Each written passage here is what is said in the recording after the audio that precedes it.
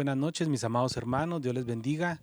Gracias por este tiempo que cada uno de ustedes se ha permitido tener de estudio de la palabra del Señor, y vamos a darle seguimiento a lo que hemos estado estudiando y analizando, que son las bienaventuranzas en el Evangelio según San Mateo. Pero antes de iniciar con este estudio, vamos a darle las gracias a nuestro Señor por este tiempo. Le invito a que nos pueda acompañar en oración. Mi buen Dios, te damos gracias por la oportunidad que nos das de poder compartir tu palabra, de poder enriquecer nuestro conocimiento y poder comprender lo que tú tienes para cada uno de nosotros. Te agradecemos porque a través de este tiempo y de este programa, tú nos has permitido escudriñar tu palabra, aprender, aplicarla a nuestras vidas.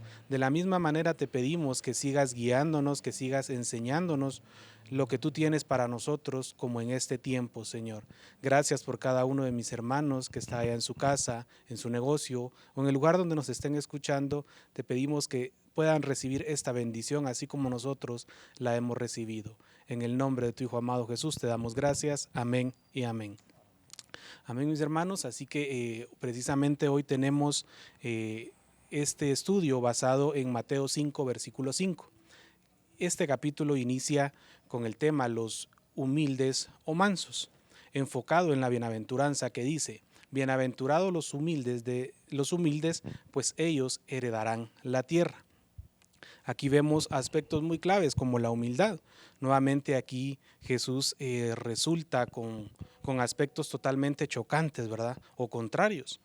Si nosotros podemos analizar en la historia, podemos encontrarnos con los conquistadores de la tierra, con varios conquistadores históricamente. Podríamos mencionar a un Alejandro Magno, a un Julio César, a un Cortés o a un Napoleón, en donde podríamos ver actitudes o caracteres totalmente diferentes, ¿verdad? Podríamos pensar que ellos tendrían otras virtudes, pero no este aspecto que destacamos, que es mansedumbre. No destacaría entre las virtudes que cada uno de ellos pudiera haber tenido.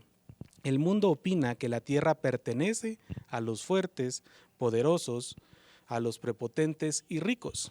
Y Jesús acá sostiene que la tierra será para los mansos. El mundo dice: ay de los humildes, porque tendrán que soportar toda clase de burla, abusos, impertinencias e injusticias.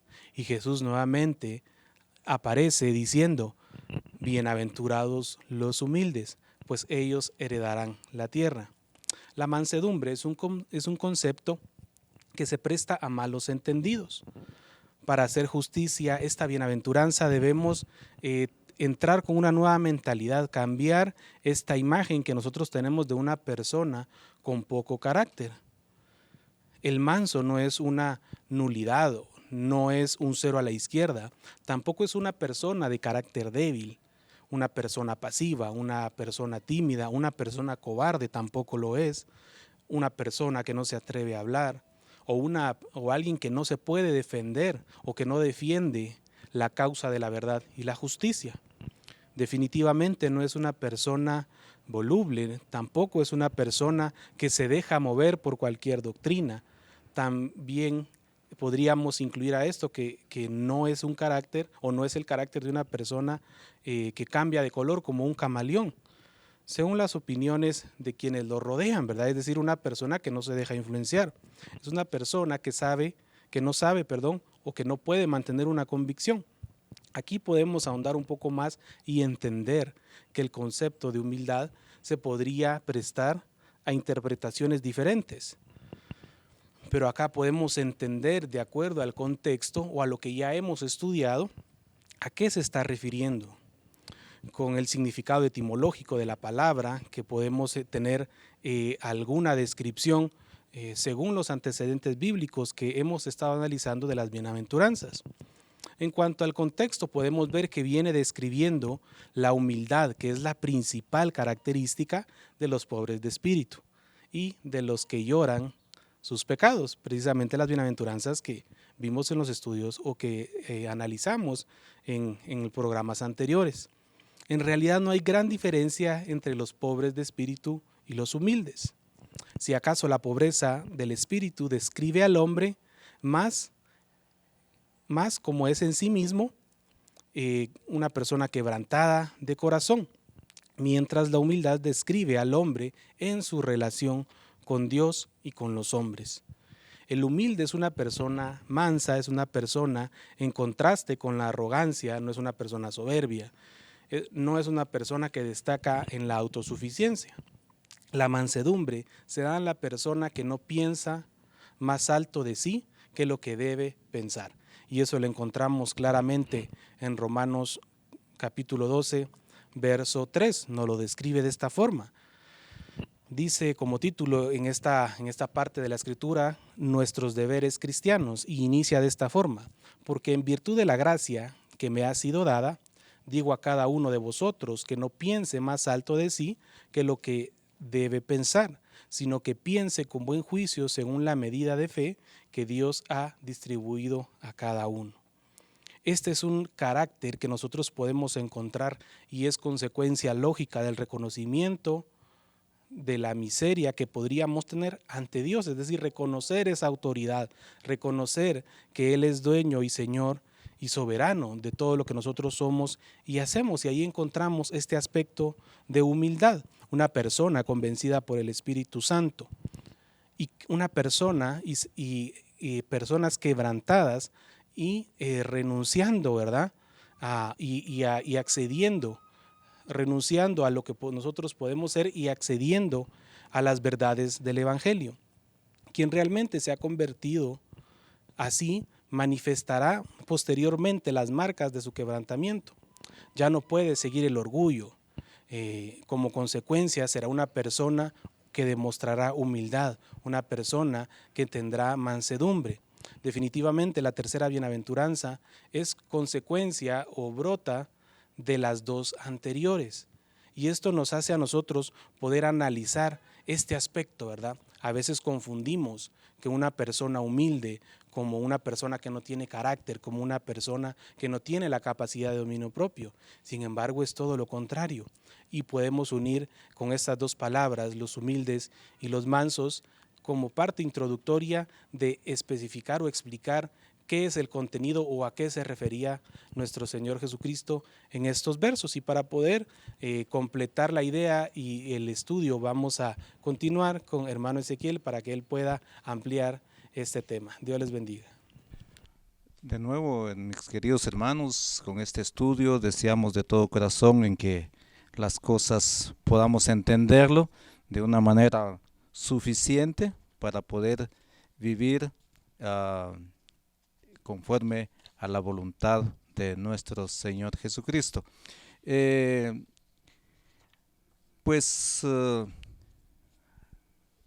Tenemos que ver en cuanto a la mansedumbre, tiene que ver ciertamente con actitudes hacia Dios, la docilidad ante su autoridad, la obediencia a su palabra y el humilde acatamiento de su voluntad, pero como ocurre con muchas virtudes cristianas, luego se hacen extensivas a las relaciones con los demás. Por tanto, Pablo dice acerca de los creyentes de Creta, Pablo escribe a Timoteo en Tito, el capítulo 3, versículo 2, dice Pablo que considerando las mansedumbres para con todos los hombres. Aquí la repetición de con todo abarca la totalidad, no es una parte de nosotros que debemos, algunos aspectos debemos ser humildes, sino dice Pablo que en todo debemos ser. No nos cuesta mostrar cierta mansedumbre hacia algunas personas, eso es verdad. Muchas veces con algunas personas a nosotros no nos cuesta presentarnos ser humilde y sencillo, ¿verdad?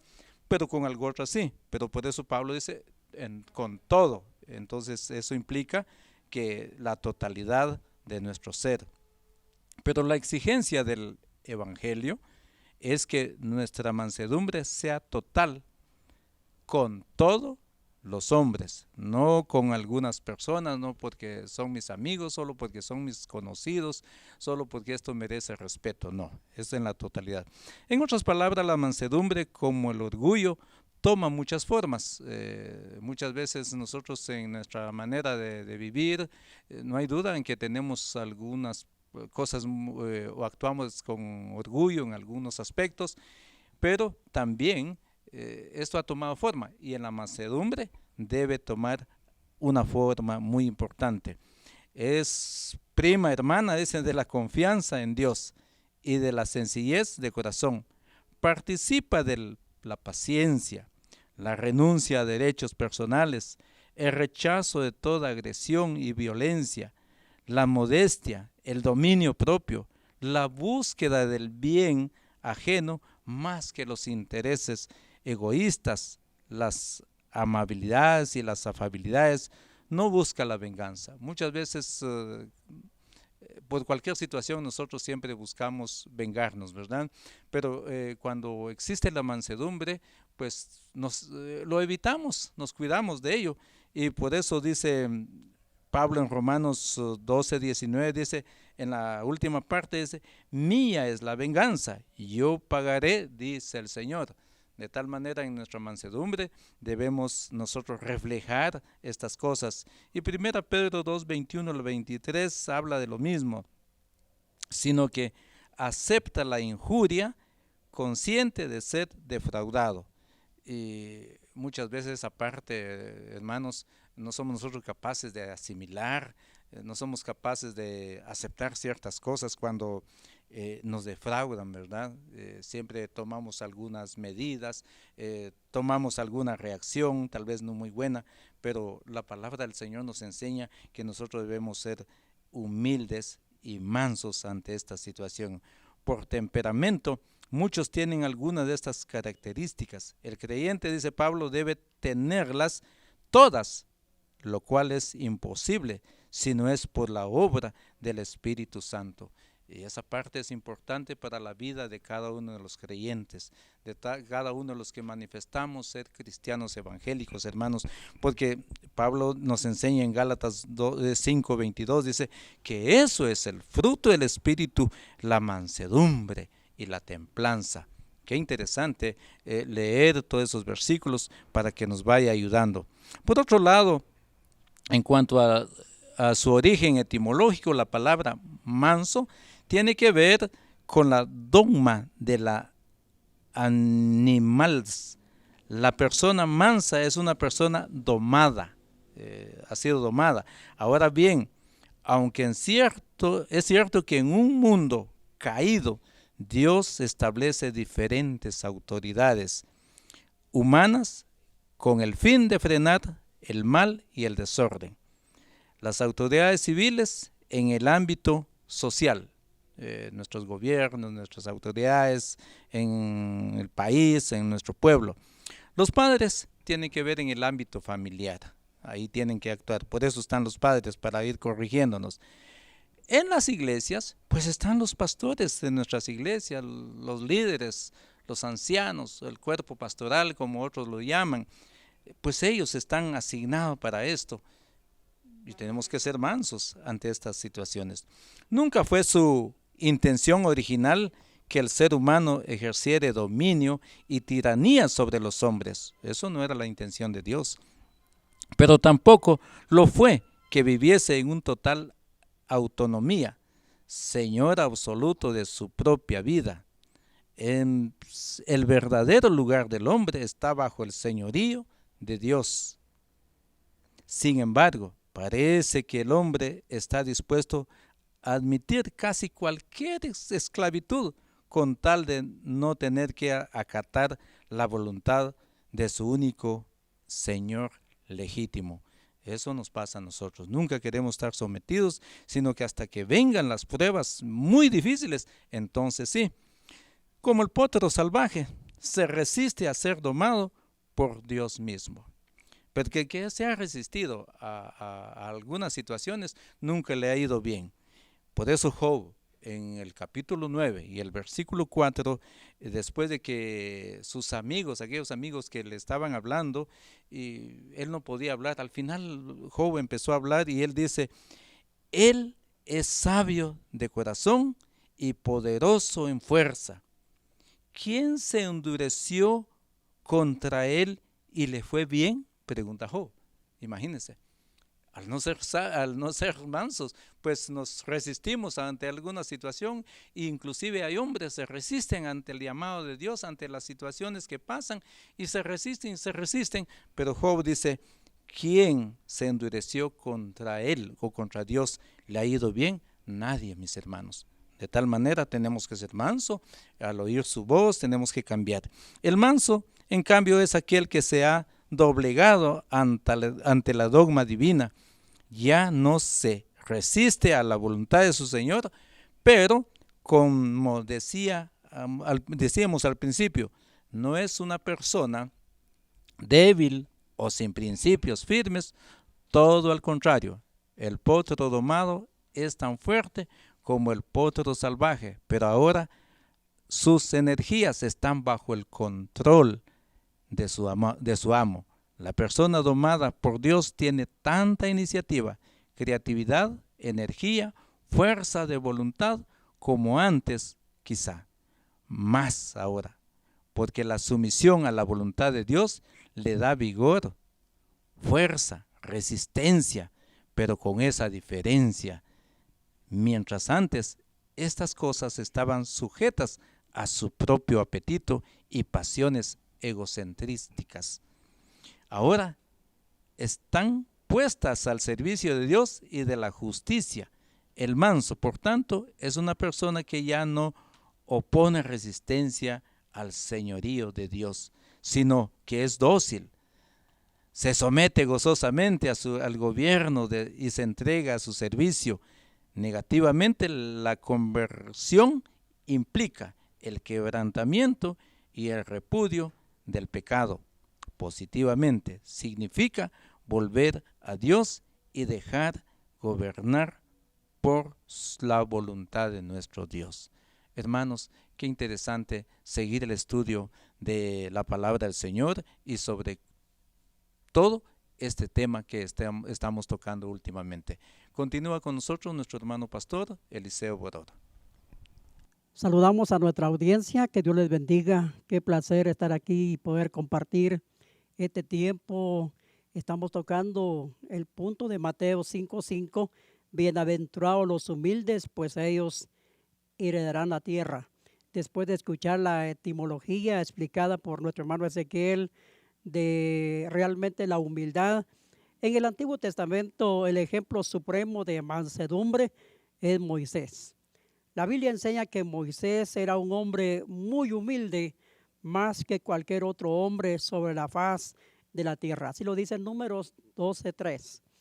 En el Nuevo Testamento es Jesús, cuando él dice en Mateo 11:29, aprended de mí que soy manso y humilde de corazón. Agrega también Mateo 21:5, tu rey viene a ti, humilde y montado en un asna. En Zacarías también lo menciona, el capítulo 9, verso 9. Así que ni el uno ni el otro eran personas de carácter débil y fluctuantes, sino personas de voluntad firme. O sea, tanto Moisés como Jesús lo eran así. Y eran ejemplares en su sumisión a la voluntad de Dios y por lo tanto libres de arrogancia y prepotencia en su relación con los demás. Pero en tercer lugar vamos a encontrar que esta bienaventuranza, Jesús se hace eco de un texto del Antiguo Testamento y seguramente esperaba que fuese entendida a la luz del mismo. El texto en cuestión es el Salmo 37. Todo el Salmo es relevante para esta ocasión y el verso 11 dice, los humildes poseerán la tierra y se deleitarán en abundante prosperidad. Es un salmo también que nos advierte en contra del peligro de dejarnos engañar por la aparente prosperidad de los malos. El verso 1 dice, no te irrites a causa de los malhechores, no tengas envidia de los que practican la iniquidad. Y luego agrega, tal engaño nos conduciría a imitar su maldad y practicar la ira. El verso 8 agrega, deja la ira y desecha el enojo. no te excites en manera alguna a hacer lo malo. Pero también no solo eso, el verso 12 nos puede llevar también a la manipulación. Dice, maquina el impío contra el justo y cruje contra él sus dientes. También tenemos en el verso 14 el asunto de la violencia que puede llevarnos este asunto de la injusticia. Dice, los impíos desenvainan espada y entesan su arco para derribar al pobre y al menesteroso. También el verso 21 nos habla de la injusticia, hablando del tema, dice, el impío toma prestado y no paga, mas el justo tiene misericordia y da. En cambio de todo esto, el creyente debe aprender que a pesar de las apariencias inmediatas, la verdadera prosperidad es para el hombre que confía en Dios y deja en sus manos su causa. Esa parte es bien importante cuando hablamos del asunto de los mansos, la humildad. En los versos 5, 18, 24, 28, 39 y 40, agrega decir, encomienda al Señor tu camino, confía en Él que Él actuará. El Señor conoce los días de los íntegros y su herencia será perpetua. Cuando el hombre que confía en Dios caiga, no quedará derribado, porque el Señor sostiene su mano. El Señor ama la justicia y no abandona a sus santos. Ellos son preservados para siempre. La salvación de los justos viene del Señor. Él es su fortaleza en el tiempo de la angustia. El Señor los ayuda y los libra de los impíos y los salva, porque en Él se refugian. Esta parte es bien importante, hablando de la humildad, de lo que el creyente debe tener, debe vivir en un mundo malo. Cuando hablamos de la sociedad y hablamos también de las personas, nos encontramos día tras día con personas malas. Sin embargo, en medio de todo eso, tenemos que aprender a vivir en humildad. Y en medio de estas palabras de ánimo y consuelo, el salmista repite casi como un estribillo a lo largo del salmo, que los que depositan así su confianza en Jehová heredarán la tierra. Los versos 3, 9, 10, 11, 28, 29 y 34 sigue diciendo, confía en el Señor y haz el bien y habita en la tierra. Los malhechores serán exterminados, mas los que esperan en el Señor poseerán la tierra. Un poco más y no existirá el impío. Buscarás con cuidado su lugar, pero él no estará allí. Mas los humildes poseerán la tierra. La descendencia de los impíos será exterminada. Mas los justos poseerán la tierra y para siempre morarán en ella. Espera en el Señor y guarda su camino, y Él te exaltará para que poseas la tierra. Qué importante es ver el tema de humildad dentro de este texto del Salmo 37. Según este contexto, pues podemos decir que para el salmista y seguramente para Jesús, los mansos no son otros, sino los que confían en el Señor y hacen el bien. Los que esperan en el Señor y guardan su camino. Es decir, su vida se funda sobre otros principios radicalmente distintos de los malhechores, los malos y los impíos. Esa parte es bien importante dentro del texto, porque nos hace la distinción entre el impío y el creyente. Así pues, las tres vías de aproximación a esta bienaventuranza apuntan hacia la misma interpretación. La mansedumbre es ante todo una humildad, confianza y esperanza en Dios. Así que si por alguna razón está pasando alguna humillación, le animamos a seguir adelante. Si por alguna razón nosotros le animamos a tener aguante. Ya vimos este Salmo 37 que nos deja una gran lección, una gran enseñanza. Pero eso no es todo. Continuamos esta noche escuchando al hermano pastor, hermano Abdiel, para la continuación del tema. Gracias, hermanos que nos han antecedido. Dios les bendiga a cada uno de ustedes. Gracias por estar siempre en sintonía de nosotros. Este ejercicio de estudiar la palabra del Señor, como lo hemos estado haciendo ya por un par de años o quizá más, de agarrar los pasajes y porciones de la Biblia y estar tratando de llevar enseñanza a ustedes, es un ejercicio que nos edifica a nosotros y también esperamos que edifique sus vidas. Estamos hablando de las bienaventuranzas y pareciera ser ciertas instrucciones que son muy importantes en ponerle cuidado a los detalles.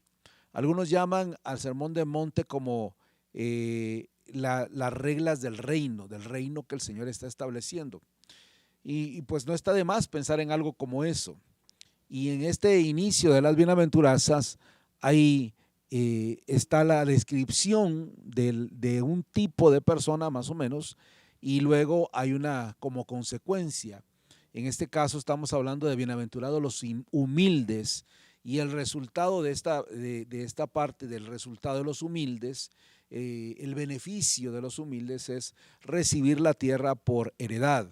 Ya la descripción acerca de la humildad y mansedumbre y humildad, como se ha escrito ya mis hermanos pastores, pastor Bernabé, hermano Ezequiel y pastor Eliseo, nos han guiado y explicado con bastantes detalles y respaldo bíblico lo que tiene que ver con la humildad.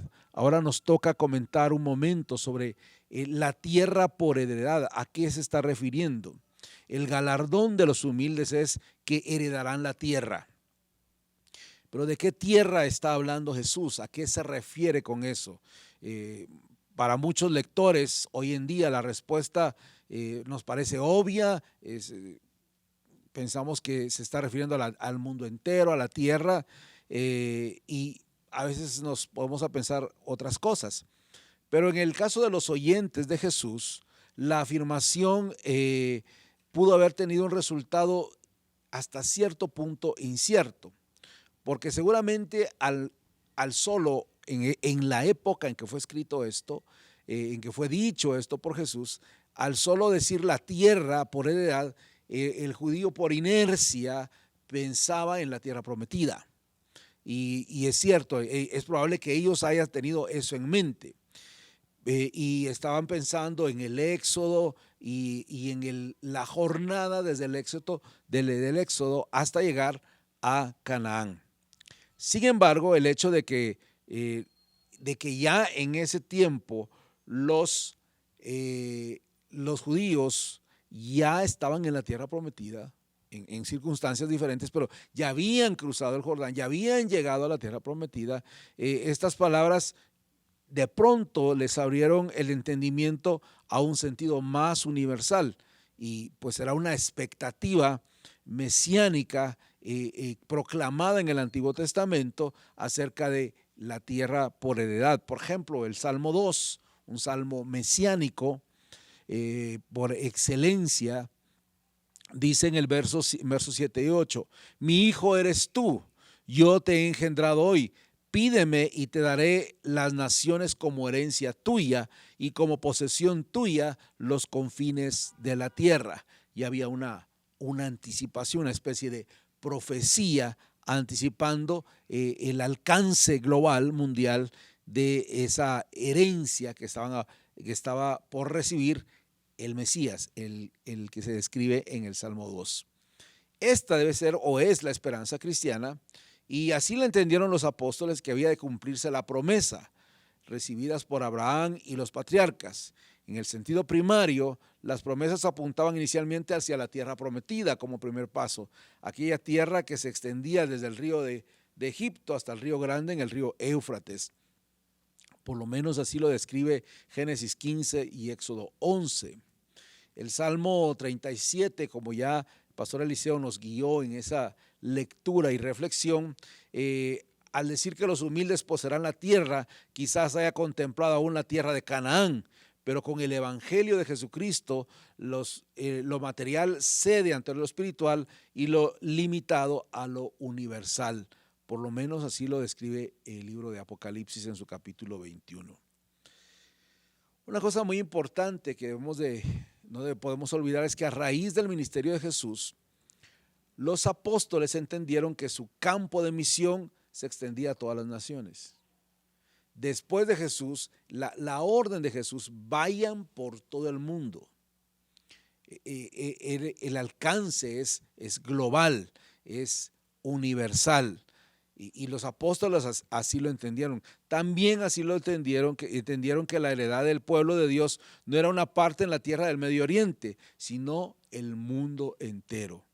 Por eso mismo, Pablo puede hablar de la promesa hecha por Dios a Abraham, de que su descendencia heredará el mundo. Por lo menos así lo describe la palabra del Señor ahí en Romanos capítulo 4, verso 13. Dice el verso 13 en la versión de la Reina Valera: porque no por la ley fue dada a Abraham o su descendencia la promesa de que sería heredero del mundo. Así lo describe la Reina Valera. Y la Nueva Traducción Viviente dice: la promesa que Dios hizo de dar toda la tierra a Abraham y a sus descendientes. Ya había un anticipo de algo mucho, mucho más global. Esto es lo que Cristo está realmente resaltando, apuntando aquí. La herencia del pueblo de Dios no es una cosa pequeña o parcial, sino algo grande y total. El reino de Dios no puede confinarse a los límites del territorio nacional de Israel, sino que se ha de extender hasta el fin del mundo. De esa cuenta, desde Jesucristo, el alcance de la predicación del evangelio, el alcance de acercar el reino de Dios a todo ser humano es universal. Aquí, por supuesto, vale la pena señalar de que de la misma manera en que las 8 bienaventuranzas no nos hablan de 8 diferentes clases de personas, no está hablando de que unos van a ser pobres, otros mansos, otros van a estar preocupados, no está hablando de 8 diferentes tipos de personas, sino está hablando de 8 ángulos distintos en la vida del ser humano. Así también los 8 galardones son para todos y hasta cierto punto son sinónimos. Por ejemplo, podemos decir que entrar al reino de Dios es heredar la tierra, lo cual a su vez es lo mismo que ver a Dios, lo cual a su vez es lo mismo que recibir consolación. Es todo un paquete. No le basta al discípulo con reflejar una sola de las bienaventuranzas, sino que debe ser la imagen viva de todas. Igualmente no va a disfrutar de uno solo de los galardones, sino de todos juntos. Y por eso este caminar por el Sermón del Monte nos va a ir guiando paso a paso a un alcance mundial. Más adelante aquí mismo va a hablar de ser la sal de la tierra y la luz del mundo. Otra vez el alcance global. Pero lo importante es que no estamos hablando de que hay 8 tipos de personas, sino 8 ángulos de todo ser humano. Y la idea es un alcance completo, un alcance holístico, un alcance integral en la vida del cristiano. Se reciben todos y se muestran todos. Más o menos parecido a lo que enseñamos cuando hablamos del fruto del Espíritu. No es los frutos del Espíritu, sino el fruto del Espíritu. Aquí es una persona que debe prestar atención a cada uno de estos matices que se van a encontrar en el reino. La esperanza de los mansos, pues, es la de ser, según su promesa, nuevos cielos y nueva tierra, en los cuales mora la justicia. Los mansos esperan ver un lugar donde mora la justicia, ¿verdad? Donde como dice 2 Pedro 3:13 o Apocalipsis 21, donde la heredad de Dios no es para los arrogantes, sino para los que utilizan ni para los que utilizan armas mundanas. Déjeme leerle 2 Pedro capítulo 3 verso 13 y dice de la siguiente manera: pero nosotros esperamos con entusiasmo, dice, los cielos nuevos y la tierra nueva que Él prometió, un mundo lleno de la justicia de Dios. Así lo describe la Nueva Traducción Viviente. La Reina Valera dice, pero nosotros esperamos según sus promesas, cielos nuevos y tierra nueva, en los cuales mora la justicia. Y es importante que nosotros prestemos atención a esos detalles que la misma Biblia nos dice. Apocalipsis 21, 1 en adelante dice, la revelación de Jesucristo que Dios le dio para manifestar a sus siervos las cosas que deben suceder pronto, y la declaró enviándola por medio del ángel a su siervo Juan, que ha dado testimonio de las palabras de Dios y del testimonio de Jesucristo y de todas las cosas que han visto. Bienaventurado el que lee y los que oyen las palabras de esta profecía y guardan las cosas en ellas escritas, porque el tiempo está cerca. Y empieza hablando de algo muy importante que le quiero mencionar en este momento, allá en el capítulo 21 de Apocalipsis, donde se menciona: vi un cielo nuevo y una tierra nueva, porque el primer cielo y la primera tierra pasaron y el mar ya no existía. Y yo, Juan, vi la santa ciudad, la nueva Jerusalén, descender del cielo de Dios, dispuesta como una esposa ataviada para su marido. Y oí una gran voz del cielo que decía: he aquí el tabernáculo de Dios con los hombres, y Él morará con ellos, y ellos serán su pueblo, y Dios mismo estará con ellos como su Dios. Enjugará Dios todas las lágrimas de los ojos de ellos, y ya no habrá muerte, ni habrá llanto, ni clamor, ni dolor, porque las primeras cosas pasaron.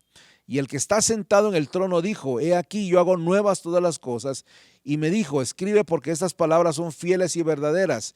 Y me dijo: hecho está. Yo soy el alfa y el omega, el principio y el fin. Al que tuviere sed, yo le daré gratuitamente de la fuente del agua de vida. El que venciere heredará todas las cosas, y yo seré su Dios, y él será mi hijo. Pero los cobardes e incrédulos, los abominables y homicidas, los fornicarios, hechiceros, los idólatras y todos los mentirosos tendrán su parte en el lago que arde con fuego y azufre, que es la muerte segunda. La heredad de Dios no es para los arrogantes. Ese es el contraste de este estudio. Todo lo que, y le invito a volver a leer completamente otra vez el Salmo 37 para entender con amplitud el concepto de los humildes y los resultados de esa actitud.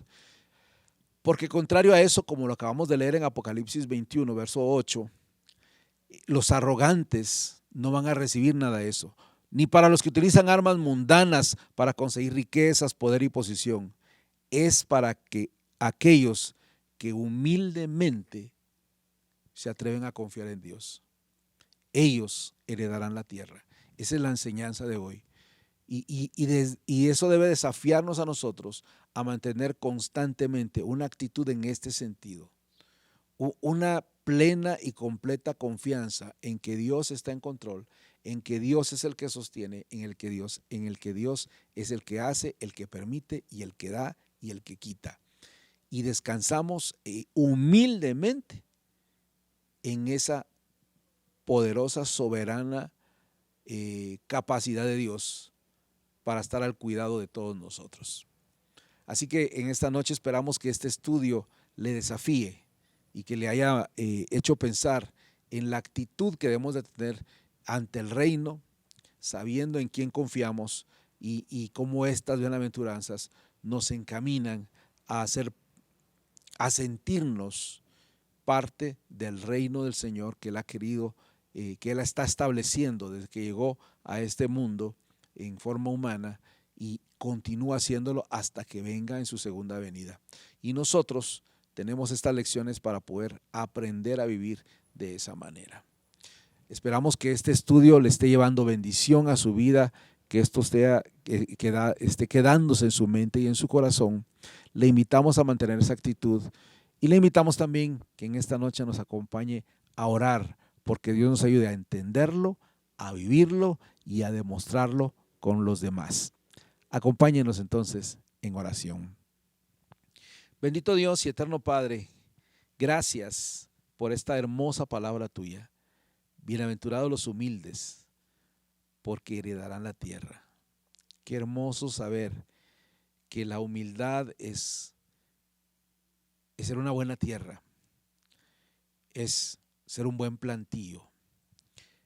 es prepararnos para cosas buenas.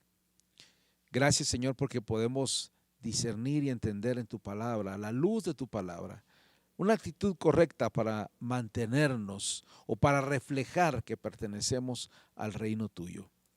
Sabemos que los arrogantes no lo van a heredar, lo que acabamos de ver. Pedimos que nos des la disposición para desarrollar una actitud de humildad ante tu presencia, ante tu reino, y reflejarla ante nuestros seres, las personas que están a nuestro alrededor. Que podamos descansar en ti y confiar en ti. Que esta palabra tuya esté llegando a cada corazón, a cada mente. Que podamos, Señor, comprender lo grande y lo maravilloso que tú eres, la forma en que tú nos hablas y que tú nos enseñas. Gracias por tu amor, tu cuidado y tu misericordia con y sobre nosotros. En esta noche agradecemos tu bendición, tu cuidado y que podemos juntos aprender de tu palabra. Oramos en Cristo Jesús, tu Hijo, nuestro Señor, que vive y reina por siempre. Amén. Hermano amado, Dios le bendiga grandemente. Gracias al Señor por este tiempo. Bendecimos sus vidas. Recuerde, somos Eclesía, Pastores Unidos para la proclamación del Evangelio desde acá de la Villa de San Juan, Zacatepeques, en Guatemala. Bendiciones para todos. Cuídense mucho. Nos vemos pronto.